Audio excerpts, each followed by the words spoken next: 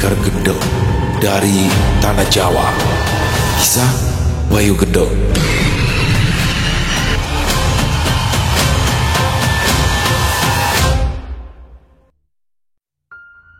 Malam itu, kabut menyelimuti sekitaran Gunung Lawu, membawa udara yang begitu dingin hingga menusuk tulang.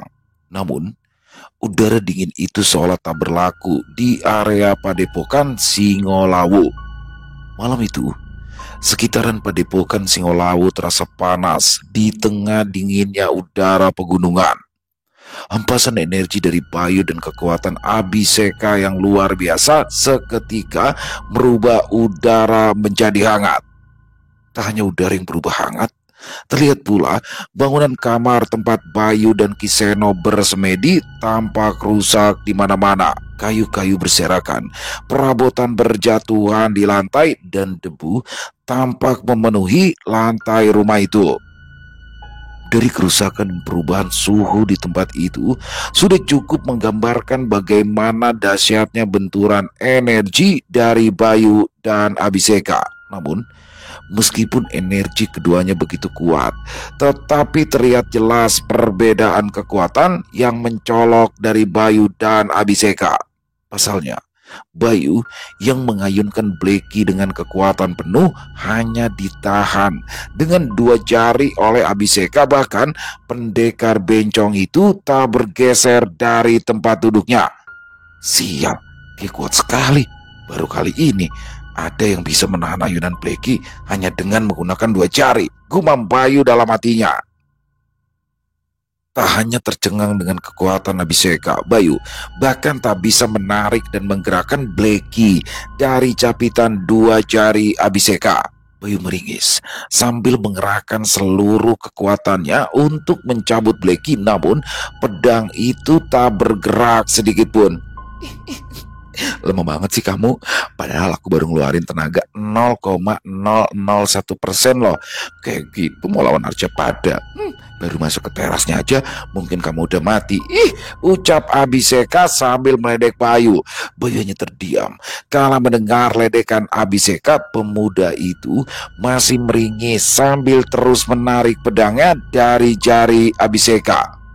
Melihat kegigihan Bayu yang menarik-narik pedangnya, Abhiseka hanya tersenyum kecil, lalu dia melepaskan capitan jarinya mendadak hingga Bayu pun terjengkang beberapa langkah ke belakang. Abhiseka menertawakan Bayu yang jatuh berguling di lantai. Sementara itu, Kiseno hanya tertegun kaku menyaksikan kekuatan Abhiseka yang luar biasa. Ya. Kami percaya bahwa kaulah pendekar semesta yang legendaris itu. Akhirnya, harapan kami untuk melawan Arjapada kembali membara dengan kehadiran Anda, ucap Kiseno dengan wajah sumringah. Tenang aja kakek peot, Arjapada mah kecil. Aku datang, mereka pasti game over. Jawab Abhiseka penuh percaya diri. Mendengar ucapan Abhiseka, Bayu segera bangkit dan menatapnya dengan wajah kegirangan. Wah, bener-bener nih, kamu itu memang bukan bencong biasa. Kamu bener-bener sakti. Bisa nggak kalau ajarin aku ilmu kanuragan? Tanya Bayu dengan penuh harap. Abhiseka menatap Bayu dengan pandangan sinis. Dahinya berkerut dan bibirnya sedikit monyong. Kamu itu nggak bakalan kuat latihan sama aku. Sekilas kalau aku lihat ya, struktur tubuh kamu itu tubuhmu terlalu ringkih, masa ototnya kurang, bahkan cara kamu ngendali nafas sangat berantakan dan boros. Seorang pendekar sakti itu harus punya teknik pernafasan yang efisien agar jantung kamu bisa bekerja dengan baik dan mengalirkan darah dengan sempurna sehingga tubuh kamu bisa mengeluarkan kekuatan besar, saut Abhiseka tenang. Bayu hanya melongo kala mendengar ucapan Abhiseka, sedangkan Kiseno mendengarkan dengan seksama sambil manggut-manggut dan mengelus janggutnya. Bahkan aku cukup heran kamu masih bisa hidup hingga sekarang. Siapa nama kamu? Tanya Abhiseka sambil menatap Bayu. Bayu, namaku Bayu, sahut Bayu cepat. Ya, harusnya kamu itu bersyukur, Bayu, karena kamu masih hidup sampai sekarang. Kamu tahu nggak, cara bertarung kamu itu sangat-sangat tidak efisien. Kamu terlalu buang-buang tenaga. Untung aja kamu belum pernah ketemu lawan yang punya daya tahan lama. Aku yakin kamu itu akan is dead, mati dengan sendirinya saat bertarung dengan durasi lama. Kamu tahu nggak? Tak selamanya menyerang lawan itu hanya dari pukulan atau tendangan. Kita bisa memanfaatkan apapun untuk menyerang lawan, termasuk udara. Itu semua dilakukan agar kita bisa menghemat energi dan efisien. Imbu Abiseka. Udara, Saud Bayu. Iya, kamu mau bukti? Asal kamu tahu ya, di sekeliling kita ini dipenuhi oleh udara. Bahkan kita itu seolah tenggelam dalam lautan udara. Kita tidak sedang berdiri di tempat hampa. Semua di sekeliling kita ini adalah udara. Dan ini bisa jadi kekuatan besar. Oke, baik.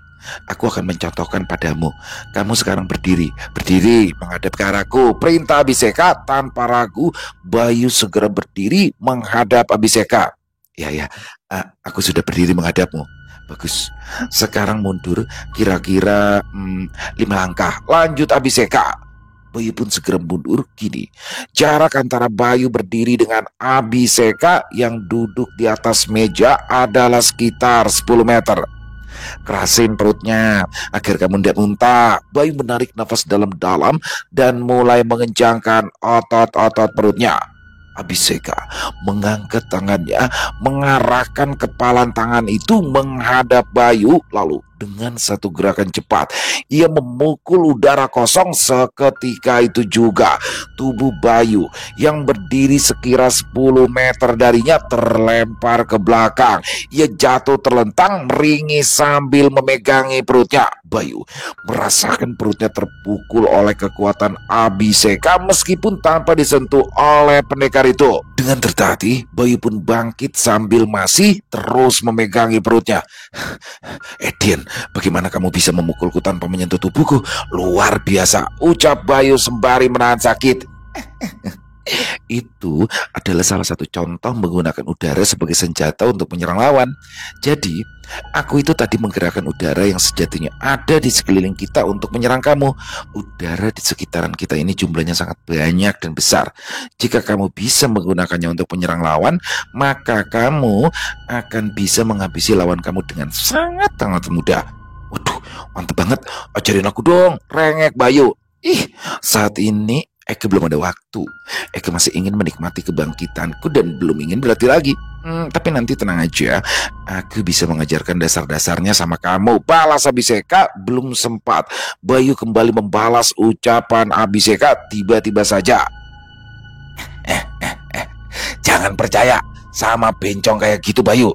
Nanti kamu bisa jadi ikutan konslet kayak dia, ucap Eyang Hanggareksa yang tiba-tiba datang di hadapan Bayu. Abiseka seketika menatap Eyang Hanggareksa dengan tatapan sinis. Siapa kamu? Datang-datang langsung bacot nggak jelas kayak gitu, ketus Abiseka. Aku ini adalah pendekar sakti dari zaman Singosari. Aku tidak mau bocah yang selama ini aku jaga berteman dengan seorang bencong. Bagiku, jenis manusia itu hanya ada dua, laki-laki dan perempuan. Gak ada yang model oplosan kayak kamu itu. Saud Eyang Hanggareksa.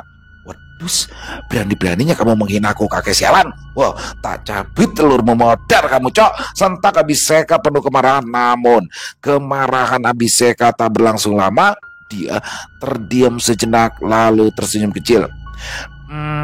Tapi oke, baik.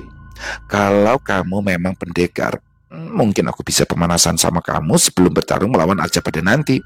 Jadi mari buktikan apakah kamu bisa mengalahkan aku yang bencong seperti ini. Tantang Abiseka kepada Eyang Hanggareksa.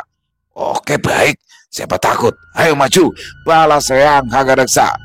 Bayu dan Kiseno hanya terdiam membatu. Keduanya hanya melongok menyaksikan perdebatan dua pendekar sakti itu tanpa aba-aba. Dua sosok sakti itu langsung melesat dalam sekejap. Tubuh mereka berdua hilang dari pandangan, hanya menyisakan deru angin dan suara ledakan kecil saat kaki-kaki mereka menjejak tanah. Brak! Tubuh keduanya tiba-tiba saja muncul dalam bentuk bayangan yang berkelebat. Mereka berdua saling beradu di tengah ruangan rumah Kiseno. Dinding kayu jati yang kokoh langsung pecah menghujani lantai. Plafon rumah berguncang keras hingga lampu minyak yang bergantung ikut jatuh dan pecah. Brak! Cas! Kedua tokoh sakti itu bertarung seperti dua bayangan yang terus bergerak tanpa henti, saling beradu pukulan, tendangan, dan serangan. Lantai rumah Kiseno retak, tiang-tiang penyangga goyah. Mungkin tinggal beberapa benturan lagi, rumah itu akan segera roboh.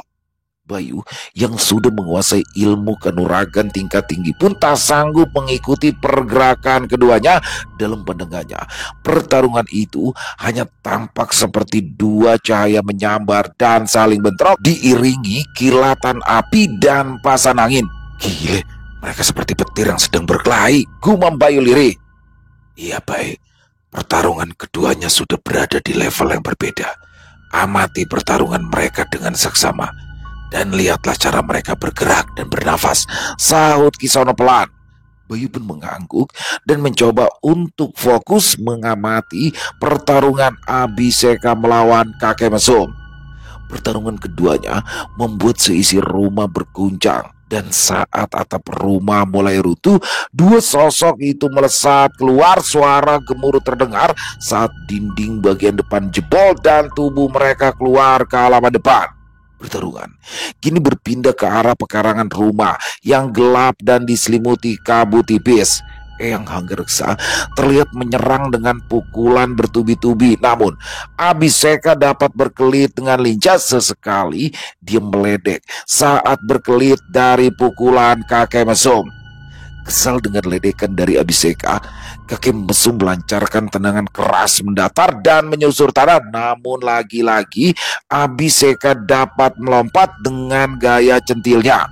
Abiseka melompat tinggi ke udara, tubuhnya melesat cepat seperti angin. Dari ketinggian itu, dia pun langsung melancarkan serangan. Dia memukul udara ke arah bawah. Seketika udara di sekitarnya melesat mengikuti arah kepalan tangannya.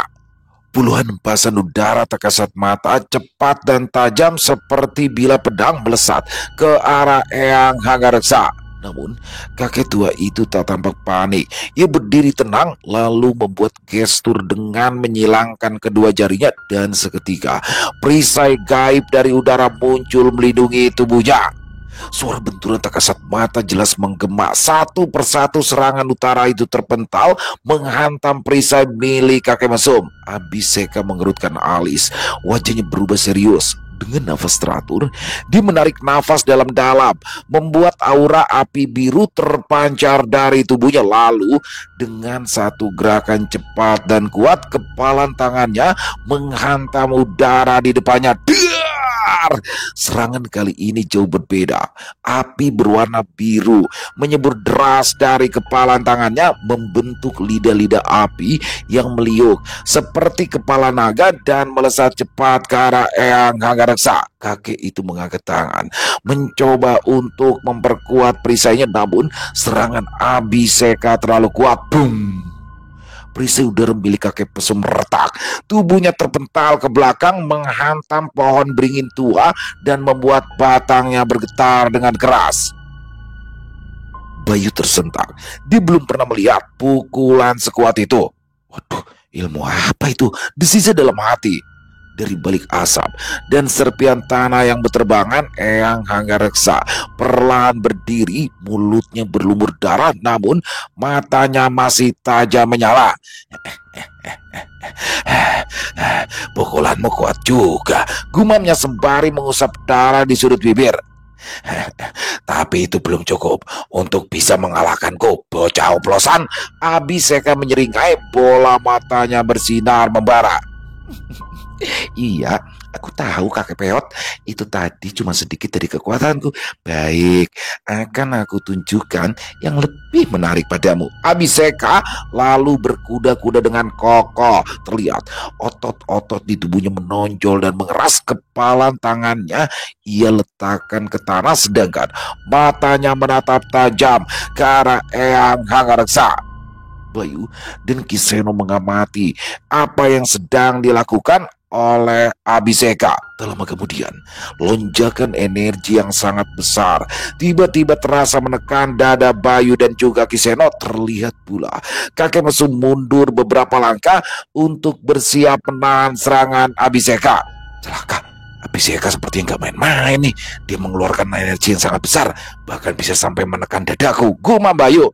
Kakek mesum, awas, Abiseka kan udah main-main. Kalau sampai lengah, kau bisa isdet, teriak Bayu. Tenang aku tahu balas Eyang Hanggareksa. Sedangkan Abiseka hanya tersenyum kecil. Kini terlihat kepalan tangannya yang masih menempel di tanah mengeluarkan api biru. Api itu menyelubungi tangannya dan seketika membuat tanah yang ia jejak retak. Sebaiknya kamu bersiap kakek peot, karena kamu bisa saja menjadi debu jika terkena pukulanku, seru Abiseka. Eyang Hanggareksa hanya tersenyum kecil. Lalu ia berkuda-kuda, terlihat ia mengeraskan tubuhnya sambil mengerang perlahan. Beberapa saat kemudian, tubuh Kurusa berubah membesar dan berotot. Tampaknya kakek mesum juga tak mau main-main. Dia menanggapi serangan Abiseka dengan serius. Kini aura cahaya merah mulai menyelubungi tubuh kekar Eyang Hanggareksa. Dia mengeluarkan ajian andalannya, yaitu ajian Segoro Geni, dan nampaknya tenaga yang ia himpun untuk ajian itu tak main-main. Seketika, hempasan energi yang dihimpun oleh Abiseka dan Eyang Hanggareksa membuat suhu dingin di pegunungan menjadi panas. Hempasan angin tiba-tiba saja muncul dan menggoyangkan pepohonan dengan guncangan yang kuat. Bahkan beberapa dahan dan ranting patah karena kuatnya hembusan angin. Gawat, kalau sampai dua ajian itu berbenturan, padepokanku pasti akan hancur, ucap Kiseno. Waduh gawat ini Ki, kita harus hentikan mereka berdua ini, saut Bayu. Percuma karena justru kitalah yang akan tewas jika sampai berani mengganggu pertarungan keduanya, balas Kiseno. Bersiaplah kamu kakek sialan, pekik Abisena. Aku sudah siap bocah oplosan, terima juga ajianku ini, balas Eyang Hanggareksa. Abiseka menjejakkan kakinya di tanah dengan kuat, bersiap melesat dan menghantamkan pukulannya. Namun ketika pendekar itu hampir lepas landas untuk menerjang, tiba-tiba saja suara seorang pria tua terdengar menggelegar keras. Suara itu keras menggema di sekitaran padepokan Singolawu, meskipun si pemilik suara tak terlihat dimanapun. Namun suara itu sangat dikenali oleh Abiseka. Terlihat matanya membelalak kala ia mendengar suara itu. Guru, serunya keheranan. Guru? Siapa yang dia maksud sama guru? Gumam Eyang Hanggareksa mencoba menerka ucapan dari Abiseka. Belum sempat semua orang di sana mencerna apa yang sedang terjadi, tiba-tiba saja dari arah yang tak terduga muncullah sekelebat bayangan hitam yang melesat cepat dan langsung mendarat di tengah antara Abiseka dan Eyang Hanggareksa yang sedang berhadapan-hadapan. Melihat sosok itu, Abiseka seketika langsung menurunkan energinya dan perlahan menyimpan kembali ajiannya. Melihat Abiseka mengurungkan serangannya itu, Eyang Hanggareksa juga ikut menyimpan kembali energinya. Sedangkan Bayu dan Kiseno kini tampak lega karena padepokan mereka aman dari kehancuran. Meskipun keduanya masih tidak mengerti siapakah sosok yang datang itu sehingga membuat Abiseka mengurungkan serangannya. Guru, kamu masih hidup ya sampai saat ini guru? Tanya Abiseka.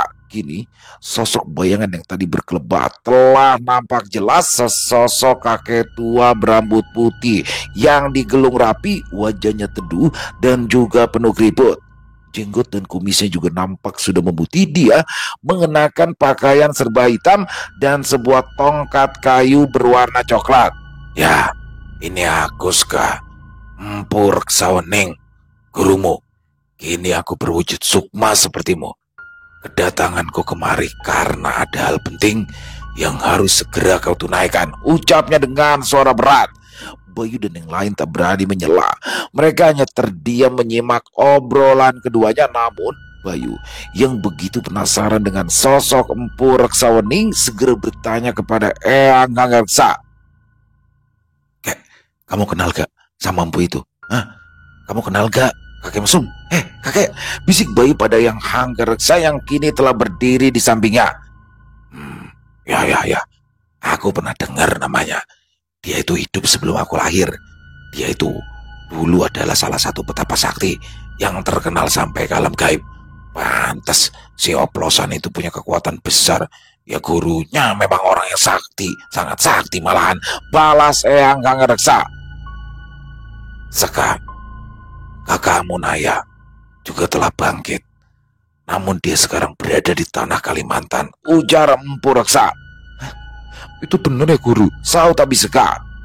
Ya, dia sedang bertarung dengan lawan yang cukup kuat.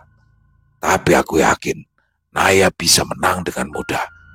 Sekarang tugasmu adalah mencari dua saudaramu yang lain. Aku memiliki sedikit petunjuk tentang keberadaan Yuda. Tapi aku tak tahu di mana Aruna berada, balas Empu Reksa. Bener, itu beneran guru. Memangnya di mana si Gendon itu berada, guru? Dulu Sukma Yuda aku ikat di sebuah gading keramat. Namun ketika aku bertapa, kalian semua berpencar ke segala arah. Hanya kau yang berada di dalam korek api dan masih aku simpan hingga akhirnya aku berikan sama bocah itu, ujarnya sambil menunjuk ke arah Bayu. Untung saja Naya yang aku ikat di keris gedep itu terlindung. Karena kalau sampai dia jatuh ke tangan orang jahat, bisa saja Naya tidak akan bangkit. Dan beruntungnya orang-orang yang mewarisi kutukan karma pala melindungi kerisku itu. Sehingga pada akhirnya keris itu jatuh ke tangan yang tepat. Sehingga Naya tak jatuh ke musuh kita, ucap kakek tua menjelaskan. Bayu seketika tersentak kala mendengar ucapan kakek tua itu karena dia tahu bahwa keris getep itu adalah milik Bondet. Namun dia tidak berani menyela, dia hanya membatin dalam hati. Bayu yang awalnya merasa khawatir kalau Bondet akan mengalami bahaya di Kalimantan berubah menjadi kelegaan karena Bondet saat ini bersama salah satu pendekar semesta yang sangat sakti. Dan belum lama ini, aku mengetahui keberadaan Yuda. Yuda yang aku segel di sebuah gading, sekarang sedang berada di lereng Gunung Arjuna. Gading pusaka itu sekarang dimiliki oleh seorang pemimpin padepokan bela diri yang bernama Sorengpati. Kau harus segera mendapatkannya, karena musuh kita juga mengincarnya. Mereka beberapa kali mengajak Sorengpati bergabung ke Arjapada, namun dia masih belum mau. Kalau sampai dia bergabung, kita akan kesulitan membangkitkan Yuda. Karena keinginan musuh kita adalah tidak ingin kalian berempat bangkit, ucap Empu Reksa. Mendengar hal itu, Kiseno yang juga mengenal Sorengpati segera bereaksi. Maafkan jika menyelambu. Aku mengenal Sorengpati. Aku juga tahu letak padepokannya. Dia seangkatan denganku. Dia terkenal memiliki watak yang cukup keras dan juga tegas. Jadi, jika kita menginginkan gading itu darinya, kita harus meminta dengan baik-baik. Karena jika kita memaksa atau membuatnya tak nyaman, maka dia tidak akan pernah memberikan gading itu. Jelas Ki Seno? Ya. Aku paham, Seno. Memang lebih baik kita meminta gading itu dengan baik-baik tanpa kekerasan. Kalau begitu, apakah kau mau menemuinya, Seno? Siapa tahu dengan bujukanmu dia bisa memberikan gading itu, ujar Empu Reksa. Ki Seno seketika menundukkan wajah. Dia seperti merasakan sesuatu yang berat di hatinya. Itulah kegelisahan Kumpo.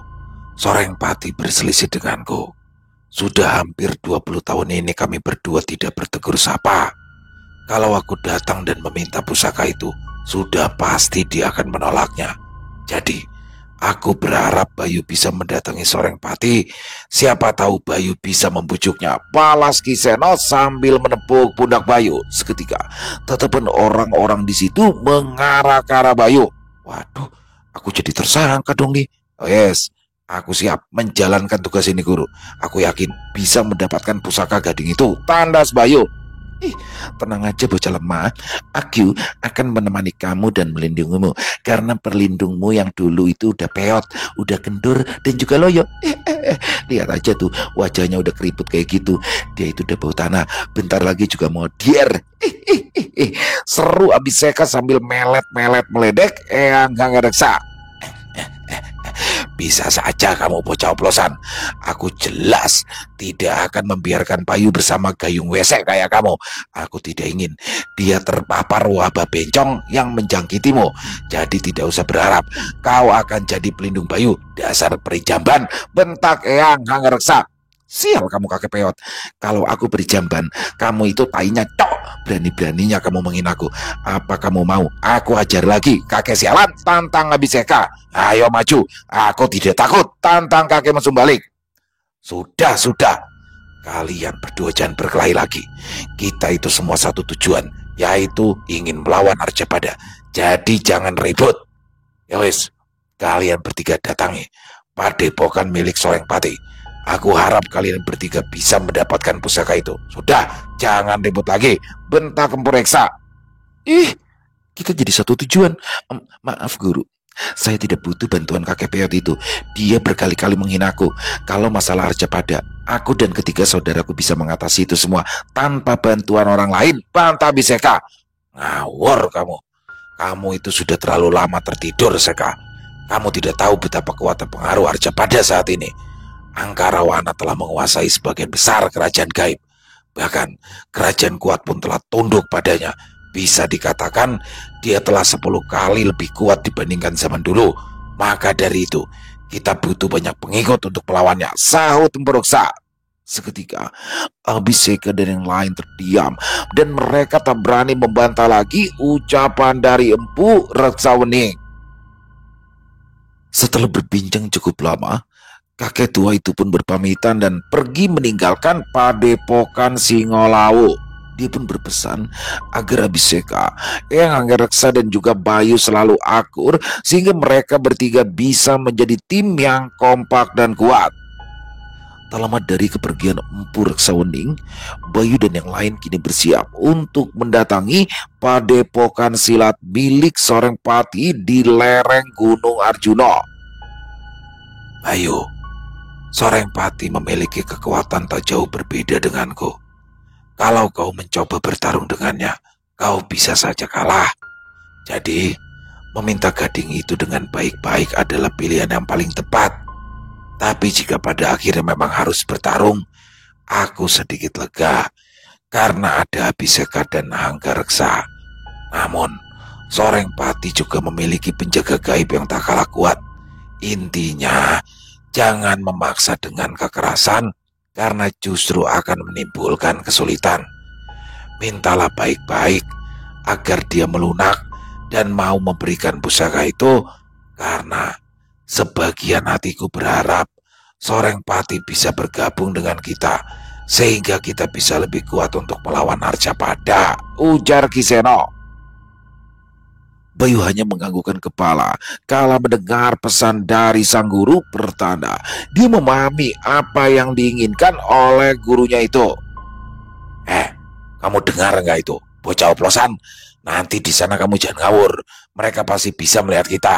Jadi kita harus berperilaku baik agar bisa mendapatkan pusaka itu, sehingga nanti bisa membangkitkan adikmu, ujar Eyang Anggareksa menasehati Abiseka. Lah taek, gak usah ceramain aku kakek sialan. Kayak kamu orang bener aja. Justru kamu itu yang aneh-aneh. Kalau Eke mah orangnya lembut, baik, dan juga ramah. Gak kayak kamu, kelakuannya koyo anak kirik, saut Abiseka sewot. Alah, Lembut apa? Modelanmu itu loh, koyok kambing dikasih bedak sama listrik. Bener-bener bikin mataku perih. Habis ini, aku harus segera lihat cewek-cewek cantik biar mataku normal kembali. Balas Eyang Hanggareksa. Itu cuma modusmu kakek mesum sialan. Emang dasar, otakmu isinya cuma selangkangan. Itu kalau kepalamu dibelah, paling isinya cuma sempak. Dasar tolol, balas Abiseka. Bayu dan Kiseno hanya bisa menepuk jidat melihat Abiseka dan Eyang Hanggareksa yang terus-terusan berdebat. Ya udah, kalian berdua itu jangan ribut mulu. Kita harus segera bergerak cepat sebelum ketahuan musuh kita. Karena jarak ke Gunung Arjuna itu cukup lumayan jauh. Kalau motoran bisa lebih dari 6 jam, ujar Bayu menengahi. Ya sudah, ayo mari kita berangkat Bayu.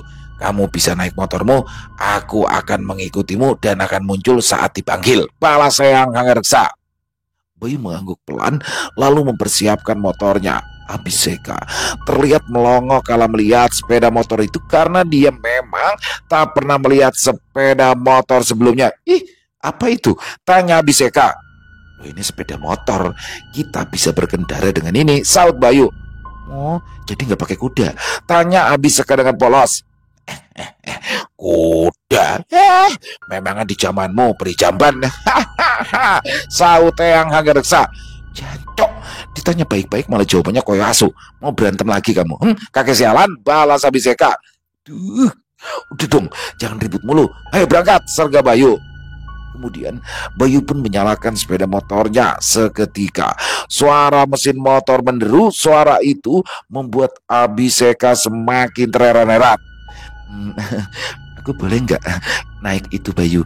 Aku pengen coba rasanya naik itu, pinta Abiseka. Ya wes, ayo naik. Kita harus segera berangkat, jawab Bayu. Melihat Abiseka yang akan segera naik motor bersama Bayu, kakek mesum pun kembali muncul dan tak mau kalah dengan Abiseka. Oh, kali ini aku juga mau naik motor mulai. Aku ingin ngerasain naik motor, ucap Eyang Hanggareksa. Sontak Bayu terkejut.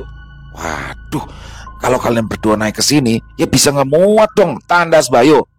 Ih, kakek sialan, mendingan kamu pergi aja sana. Nanti kamu kan bisa datang kalau dipanggil. Kalau aku kan baru aja bangkit. Jadi aku pengen dong nikmati perjalanan ini motoran, serga Abiseka. Oh, nggak bisa. Aku juga kepingin naik motor. Emang kamu aja yang pengen menikmati perjalanan. Aku juga, cok. Soalnya aku juga pengen. Sambil lihat cewek-cewek cantik di jalan, sahut Eyang Hanggareksa. Kalian berdua ini loh, ribut terus. Yes, ayo naik semuanya. Jangan ribut mulu, cok, bentak Bayu. Sial, ini mana namanya tim koplak ini. Bisa-bisanya aku dipertemukan sama dua makhluk aneh ini. Duh Gusti, Gusti, puyeng dasku, gumam Bayu dalam hati. Mendengar perintah dari Bayu, seketika Abiseka dan Eyang Hanggareksa melompat ke atas jok motor. Dan ketika keduanya telah berada di atas jok motor, tiba-tiba saja brak! Seketika rangka motor itu pun patah. Shock breaker belakangnya juga lepas dan melesat ke samping. Motor itu tak mampu menahan beban berat tubuh Abiseka dan Eyang Hanggareksa. Meskipun keduanya adalah bentuk sukma, tapi kekuatan besar dari keduanya membuat motor itu tak mampu menahan kekuatan itu. Walah jancuk, motor bondet malah hancur koyok gini. Bisa dibunuh aku sama bondet nih. Seru Bayu panik. Wah, ini karena si oplosan itu banyak dosa, Bay. Jadi tubuhnya berat, ucap Eyang Hanggareksa. Asu, kamu juga banyak dosa, cuk. Kamu sering ngintipin gadis mandikan, balas Abiseka. Sudah. Aku puyeng ini denger kalian ribut mulu. Terus kita harus gimana ini? Sekarang harus gimana? Serga Bayu. Eyang Hanggareksa dan juga Abiseka tampak berpikir sejenak, lalu Abiseka mengacungkan tangan mengungkapkan pendapatnya. Ya wes, kita pakai kendaraan aku saja. Aku juga punya loh kendaraan super cepat. Untung aja aku ada di sini. Gak kayak si kakek mesum itu. Dia mah palingnya cuma bisa bacot, gak punya solusi. Nih, aku kenalin tunggangan aku yang super sangat. Namanya Singo Kencono, ucap Abiseka. Singo Kencono, saut Bayu dan Eyang Hanggareksa bersamaan. Abiseka mengangguk pelan, lalu piwit, dia membuat gestur bersiul. Seketika suara siulan terdengar dari bibirnya menggema di sekitaran halaman padepokan. Tak lama setelah Abiseka bersiul, tiba-tiba saja dari arah hutan melesat asap hitam yang pekat. Asap itu berkelebat cepat dan berputar-putar mengelilingi mereka bertiga. Bayu mencoba mengenali kelebat gumpalan asap itu, namun Bayu tak bisa menangkap sosok itu dengan jelas. Yang terlihat di matanya hanyalah gumpalan asap hitam dengan 2 titik mata merah menyala. Tak lama berselang, gumpalan asap itu berhenti tepat di depan Abiseka. Perlahan-lahan asap itu bergerak dan membentuk sebuah sosok. Dan ketika asap itu telah sempurna membentuk sosok, asap itu pun menyebar dan menipis sehingga sosok itu pun mulai terlihat dengan sangat jelas. Bayu dan Eyang Hanggareksa terperangah melihat sosok yang kini berada di hadapan Abiseka. Sosok itu terlihat gagah dan mengerikan. Sosok itu adalah seekor singa besar yang berdiri gagah di depan Abiseka. Singa itu mengaum keras, memamerkan suara auman yang sangat mengerikan. Namun setelah Bayu dan Eyang Hanggareksa mengamati dengan seksama singa itu, mereka berdua pun sontak tertawa dengan keras. Pasalnya, singa itu tidak selayaknya singa pada umumnya. Kulit singa itu berwarna merah muda dan rambutnya dikepang dua mirip anak gadis. Singo model apa kuwi? Singo bencong. Seru Eyang Hanggareksa. Kok bisa ya warnanya pink kayak gitu, kayak itu diwarnain pakai apa? Sekilas koyok anak ayam yang diwarnain sama mas-mas yang biasa jualan di sekolahan. Imbu Bayu. Sialan kalian berdua. Ini itu namanya singo kencono. Dia itu punya kecepatan super tinggi. Emang warnanya emang beda, tapi aku suka kok. Kalian jangan menghina ya. Sial, ucap Abiseka kesal. Bayu dan Eyang Hanggareksa mencoba terdiam sambil menahan tawa, sedangkan Abiseka bersedekap sambil cemberut karena singa miliknya diolok-olok oleh Bayu dan kakek mesum. Melihat Abiseka yang ngambek, Bayu pun berjalan mendekati singa itu. Dia menatapnya dari dekat lalu tampak berpikir sesuatu. Seka, kayaknya kita masih butuh satu kendaraan lagi deh. Mana mungkin kita bertiga naik singa ini, ucap Bayu. Abiseka terlihat berpikir sejenak. Benar juga ya ucapanmu, Bay. Baik, aku akan panggil satu lagi peliharaanku. Namanya Gajah Mungkur, balas Abiseka. Gajah Mungkur, saut Bayu. Wah, kalau gajah ya bakalan cukup untuk aku sama Bayu. Yowes, buruan panggil peliharaanmu itu, ucap Eyang Hanggareksa tanpa banyak kata. Piwit, Abiseka kembali bersiul dan tak lama berselang kembali. Dari arah hutan muncullah asap berwarna hitam pekat. Asap itu bergulung dan berputar-putar, kemudian mendarat tepat di hadapan Bayu dan Eyang Hanggareksa. Bayu dan Eyang Hanggareksa terlihat tak sabaran menunggu asap itu menipis. Di bayangan mereka tergambar sosok gajah besar dengan belalai panjang dan gading berwarna putih dan besar. Perlahan asap itu membentuk sebuah sosok, dan ketika asap itu menipis, sontak Bayu dan Eyang Hanggareksa dibuat melongo dengan apa yang kini mereka lihat. Sosok yang berada di hadapan mereka ternyata bukanlah seekor gajah, melainkan seekor kambing kecil dan kurus. Kambing itu mengembik beberapa kali, wajahnya terlihat polos dan sangat memprihatinkan. Kiseno yang melihat hal itu dari kejauhan tak kuasa menahan tawa, sedangkan Bayu dan Eyang Hanggareksa pun hanya bisa melongo. Itu Gajah Mungkur, bro. Dia juga super cepat loh, ujar Abiseka memperkenalkan. Ya, emang gak salah kalau kamu itu aku sebut kaum koslet. Soalnya bukan cuma kelakuanmu aja yang nyeleneh, tapi otakmu juga gak waras. Ya, peri jamban. Itu jelas-jelas wedus, cok, bukan gajah, bentak Eyang Hanggareksa. Sabar dong, sabar dulu. Aku kan belum selesai bicara. Makhluk itu punya kekuatan aneh. Dia akan berubah sesuai dengan yang menungganginya. Jadi kalau aku yang naik, dia berubah jadi gajah. Jadi aku panggil dia Gajah Mungkur deh, ujar Abiseka menjelaskan. Weh, bener itu, saut Bayu penasaran. Bayu segera melompat ke atas punggung kambing kurus itu dan seketika kambing itu ambruk karena tak kuat menahan berat badan Bayu. Kambing itu berteriak seolah kesakitan karena tertindih badan Bayu. Wah, mana? Gak berubah, Cok. Bohong kamu ya, saut Bayu. Sabar dong, Bayu. Sekarang gigit ujung jari kamu sampai berdarah, lalu teteskan darah itu sama makhluk itu, maka kau akan bisa melihat perubahan yang luar biasa. Balas Abiseka.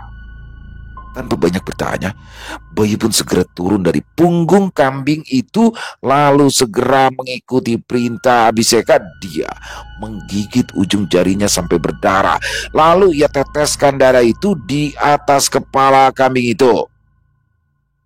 Pada awalnya, Bayu sedikit ragu karena kambing itu tak lekas berubah, namun tak lama berselang kambing itu tiba-tiba berdiri. Kemudian perlahan asap hitam muncul dari seluruh bagian tubuhnya. Asap itu menyelimuti seluruh tubuh kambing itu hingga seluruh tubuh si kambing tertutupi asap hitam tebal. Bayu, Kiseno dan Eyang Hanggareksa mengamati asap yang menyelubungi kambing itu.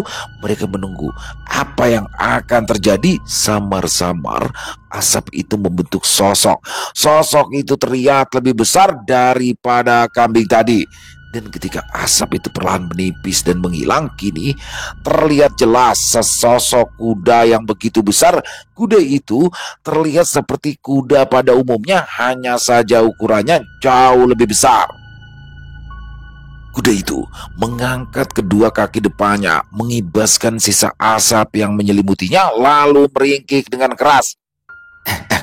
Wah, beneran ini, kambing cungkring tadi berubah jadi kuda, ujar Bayu kegirangan. Sedangkan Eyang Hanggareksa dan Kiseno tampak tersenyum kecil melihat perubahan dari kambing itu. Ya itulah efek dari darah yang kamu berikan. Untung saja dia jadi seekor kuda. Kalau aja dia berubah jadi monyet atau babi, kita yang repot, saut Abiseka. Oh gitu ya ternyata. Baiklah, aku akan mempergunakan peliharaanmu ini dengan sebaik-baiknya. Wes, ayo, kita harus segera bergerak. Jangan buang waktu lagi. Balas Bayu. Eyang Hanggareksa dan juga Abiseka mengangguk kala mendengar ucapan Bayu. Tanda keduanya telah bersiap untuk berangkat. Oke, siap. Kalau begitu, ayo, mari kita berangkat, teriak Bayu. Lalu dia pun naik ke atas punggung kuda itu, disusul kemudian Eyang Hanggareksa yang duduk di belakangnya. Setelah Bayu dan Eyang Hanggareksa naik ke atas punggung kuda, kuda itu pun menghentakkan kakinya dan tiba-tiba saja kepala kuda itu pun berubah menjadi tengkorak dengan sebuah tanduk di keningnya. Kepala tengkorak kuda itu juga memunculkan kobaran api yang disusul dengan kobaran api di telapak kakinya. Wah, keren banget ini, gumam Bayu dalam hatinya. Abiseka tersenyum kecil melihat Bayu yang kegirangan. Dia itu udah dalam mode cepatnya, bro. Jadi dia berubah menjadi makhluk seperti itu. Tenang aja, api yang berkobar itu tidak akan membakar, jelas Abiseka sambil ia naik ke atas punggung singa miliknya. Sama halnya dengan Bayu, ketika Abiseka naik ke atas punggung singa merah muda miliknya, singa itu menghentakkan kaki dan seketika kepala singa itu berubah menjadi tengkorak yang berkobaran api biru. Keempat kaki singa itu juga berkobaran api. Bayu sangat terkesan melihat perubahan singo kencono milik Abiseka. Karena kini singa merah muda itu terlihat sangat sangar dan keren di mata Bayu. Guru, kami mohon diri. Mudah-mudahan tugas kami berhasil yo, seru Bayu kepada Kiseno. Yole, hati-hati. Dan ingat semua pesanku, mudah-mudahan kalian berhasil, balas Kiseno. Terima kasih guru, kami mohon pamit, saut Bayu. Bayu kemudian menepuk leher kuda itu dan seketika kuda itu melesat cepat menuju hutan belantara disusul dengan Abiseka yang mengendarai singanya. Mereka melaju bukan di jalur biasa tapi melalui jalur gaib sehingga perjalanan mereka menjadi lebih cepat. Kiseno menatap mereka hingga menghilang ke dalam hutan. Sorot mata kakek tua itu penuh harap. Ia menarik nafas panjang kemudian berjalan masuk ke dalam padepokannya. Namun Tanpa disadari oleh Kiseno dan yang lain, sebuah telinga-telinga aneh menempel di batang-batang pohon cemara. Telinga-telinga itu merekam percakapan mereka semua. Telinga itu bergerak-gerak seperti hidup. Telinga itu dikendalikan oleh seseorang yang berada di sebuah rumah tua yang berada jauh dari padepokan Singolawu. Dari dalam rumah itu, dia mendengar semua percakapan di padepokan Singolawu. Orang yang mengendalikan telinga itu adalah seorang pematung yang dulu meminjamkan patungnya kepada Nandar. Dia jugalah yang telah menciptakan Batara Darak. Di dalam rumahnya terlihat juga Mbah Mangun yang duduk sambil mendengarkan percakapan dari Bayu dan yang lain. Jadi mereka sedang bergerak ke Gunung Arjuno, gumam Mbah Mangun. Apa sebaiknya kita serbu sekarang saja, Mbah? Aku tidak terima Batara Darak dihancurkan oleh pendekar itu. Aku ingin membalas dendam, tukas si pematung itu dengan penuh amarah. Tenang, Acong Gembul. Kita harus bergerak sistematis. Karena lawan kita bukan hanya bocah gendeng sialan itu. Di sampingnya ada pendekar semesta. Jadi kita tidak boleh gegabah. Harus penuh perhitungan. Intinya, kita harus gagalkan 2 pendekar semesta yang tersisa untuk bangkit. Saud Mbah Mangun. Aku nggak sabar. Aku sudah persiapkan patung terkuat untuk membunuh mereka. Patung ini telah memakan banyak darah manusia. Pasti patung ini akan mampu menghabisi bocah gendeng itu, termasuk pendekar bencong yang ada di sampingnya. Ketus si pematung gendut dan kotor yang dipanggil Acong Gembul itu. Ya. Aku percaya pada kemampuanmu, Cong. Kamulah salah satu pengikut terkuatku. Aku yakin kerjasama kita berdua akan bisa menghabisi musuh kita dan kita akan diangkat menjadi panglima tertinggi di Arjapada. Sahut Mbah Mangun. Sementara itu, di tanah Kalimantan, Datuk Kayat tampak sangat marah di rumahnya. Kematian Batara Darak membuatnya naik pitam. Bajingan, umpatnya. Bagaimana bisa makhluk sekuat Batara Darak tewas dengan semudah itu? Sial, serunya penuh amarah sambil menendang mangkok berisi sesaji yang berada di ruangannya. Mangkok itu melayang dan pecah ketika menghantam dinding. Sial, Tuan Angkarawana pasti akan sangat marah padaku dan aku akan kehilangan posisi di Arjapada. Brengsek! Dukun sakti itu mengamuk dengan penuh amarah. Lalu dia berjalan mengambil mandau di pojok ruangan, memandanginya sekilas, lalu menyelipkannya ke balik pinggang. Baik, aku akan bergerak sendiri. Lebih baik aku mati daripada harus dihukum oleh Tuan Angkarawana. Desisnya lalu berjalan keluar ruangan. Namun baru beberapa langkah ia berjalan, terdengar suara geraman harimau di dalam ruangan rumahnya. Suara itu membuatnya tersentak seketika. Dia berhenti melangkah, matanya menoleh ke segala arah mencari sumber suara itu. Siapa? Siapa itu? Ucapnya terbata sambil mencabut mandau di pinggangnya. Suara geraman itu masih saja terdengar. Sesekali suara itu berpindah dari satu sisi ke sisi yang lain. Tak lama kemudian, dari sudut gelap di samping kiri Datuk Kayat terdengar suara sesuatu yang berjalan di atas lantai kayu. Suara tapak kaki itu terdengar nyaring dalam kegelapan, disusul dengan sebuah sorot mata merah yang menyala terang dari dalam kegelapan. Perlahan sosok pemilik mata merah itu pun muncul dari sudut yang gelap. Sesosok macan kumbang berwarna hitam gelap muncul dari kegelapan dan tersorot cahaya lentera. Macan itu menatap tajam Datuk Kayat, menebarkan aura mengerikan dari tatapannya. Taringnya panjang dan tajam, tampak dari mulutnya yang sedikit terbuka. Macan itu bergerak pelan dan mengelilingi Datuk Kayat seolah mengukur jarak untuk menyerang. Datuk Kayat tak kalah waspada. Dia juga menatap pergerakan macan itu. Tangannya menggenggam erat mandau, bersiap menebaskan mandau ketika macan itu menerjang. Namun, tanpa disadari oleh Datuk Kayat, macan itu menerjang dengan kecepatan tinggi. Datuk Kayat tak sempat menghindar. Dia hanya bisa menutupi wajahnya dengan tangan. Sekilas, Datuk Kayat dapat melihat dengan jelas cakar tajam dan mulut menganga penuh taring menerjang ke arahnya. Dukun tua itu menutup mata dan hanya bisa pasrah menerima terjangan macan itu. Namun, sepersekian detik kemudian, tak terjadi apa-apa padanya. Macan itu seolah tak jadi menerjang, tak terasa cakaran atau taring menghantam tubuhnya. Lalu dia pun perlahan membuka matanya. Ketika matanya perlahan terbuka, Datuk Kayat tak mendapati macan itu. Kini yang terlihat di hadapannya adalah seorang pemuda berwajah sangar. Rambut gondrongnya ikal dengan ikat kepala hitam, tubuhnya keras dan berotot. Di seluruh badannya terdapat tato lambang-lambang aneh. Dia mengenakan celana khas prajurit Dayak tanpa mengenakan baju dan alas kaki. Seketika, Datuk Kayat terkejut bukan main saat menata pemuda itu. Tubuh kakek tua itu mundur beberapa langkah. Keringat dingin bercucuran di wajahnya. Mandaunya terjatuh karena ketakutan. "Panglima Kumbang, benarkah kau Panglima Kumbang?" ucapnya terbata. "Ya, itu aku Kayat," sahut pemuda itu. Ada perlu apa Anda kemari?" "Aku diutus oleh Tuan Angkarawarna untuk datang menemuimu," tandasnya cepat. Menemuiku? Tapi untuk apa? Apa Tuan Angkarawana ingin membunuhku?" tanya Datuk Kayat penuh ketakutan. "Kau ketakutan rupanya. Tenang saja Kayat, aku tidak akan membunuhmu.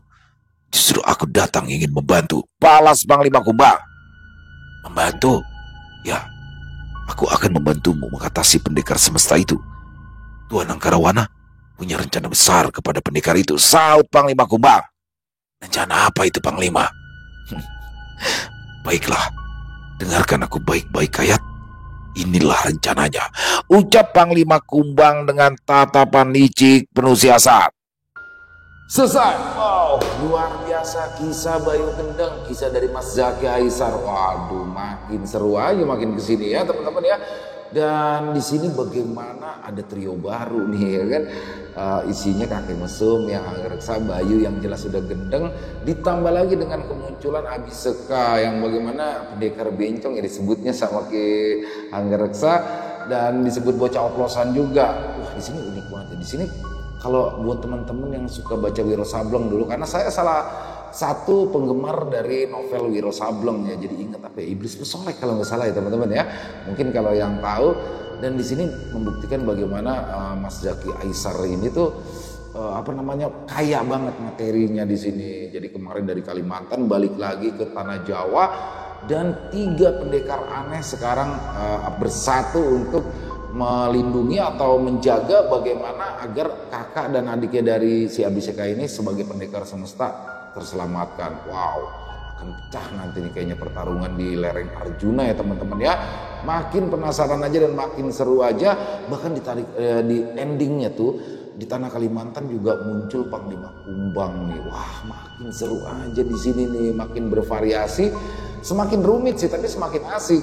Terutama dengan ini tuh singa kencono. Wah, dibayangannya udah singa ini ternyata singanya warna pink, rambutnya dikuncir. Wadidaw, itu parah banget ya.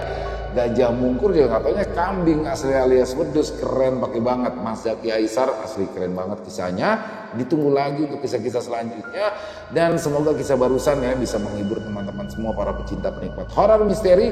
Lebih khusus lagi kepada para subscriber dari channel Ilo Bercerita. Buat teman-teman yang suka dengan videonya bisa diklik tombol like ya, tombol jempolnya. Boleh juga dong dibantu di share ya di videonya ini ke teman-teman yang lain agar juga ikut merasa terhibur. Dan buat teman-teman yang belum subscribe channel Ilo Bercerita bisa diklik dulu tombol subscribe ya. Jangan lupa lonceng notifikasinya juga dinyalakan agar teman-teman selalu mendapatkan notifikasi dari konten-konten yang akan kami upload di setiap harinya.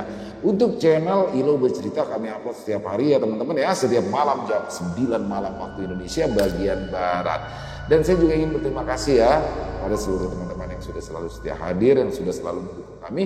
Karena teman-teman kami selalu bersemangat berkarya di setiap harinya. Di akhir kata, saya Ilo mengucapkan permohonan maaf apabila mungkin dalam pembawaan kisahnya barusan ada kata-kata saya yang salah ataupun ada kata-kata saya mungkin yang kurang berkenan, saya mohon dibukakan pintu maaf yang seluas-luasnya.